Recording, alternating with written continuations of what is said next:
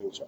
આપ જોઈ શકો છો કે જે સ્ટ્રક્ચરલ સ્ટેબિલિટી ઇશ્યુઝ હતો એ બાબતમાં સ્ટ્રક્ચરને સ્ટેબલ કરવા માટે હાલ પૂરતું ટેમ્પરરી અમે ઇમરજન્સી પાવર્સમાં કરીને એને સ્ટેબલ કર્યું છે.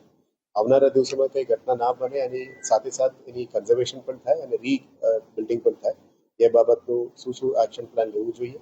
એના પહેલા પોલીસ તરફથી શું કાર્યવાહી કરવામાં આવશે એ અને ત્યાંના સ્થાનિક લોકોને કેવી રીતે એમના ઓપિનિયન્સ પણ સાથે લઈને આવનારા દિવસોમાં આખું સ્ટ્રીટને એક હેરિટેજ વોક તરીકે કરી શકાય, જે રીતનું ફોરેન કન્ટ્રીઝમાં છે અને ભારતમાં પણ અમુક સિટીઝમાં પણ એ રીતે છે.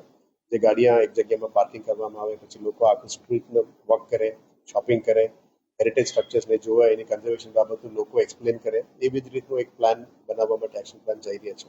આવનારા દિવસોમાં પદાધિકારીઓ અને સ્થાનિક લોકોને વિશ્વાસમાં લઈને આ કામગીરી કરવામાં આવશે. સાથે માંડવી ગેટના સિવાય 4 જે ગેટ છે, પાણી ગેટ, લેરી ગેટ, આ બધા ગેટ્સનું અને હેરિટેજ વોક મ્યુઝિયમ, પછી આવનારા દિવસોમાં સુરસાગરનું બ્યુટિફિકેશન અને એક લેઝર શો, આ બધાનું કેવી રીતે પ્લાનિંગ કરશું એ પણ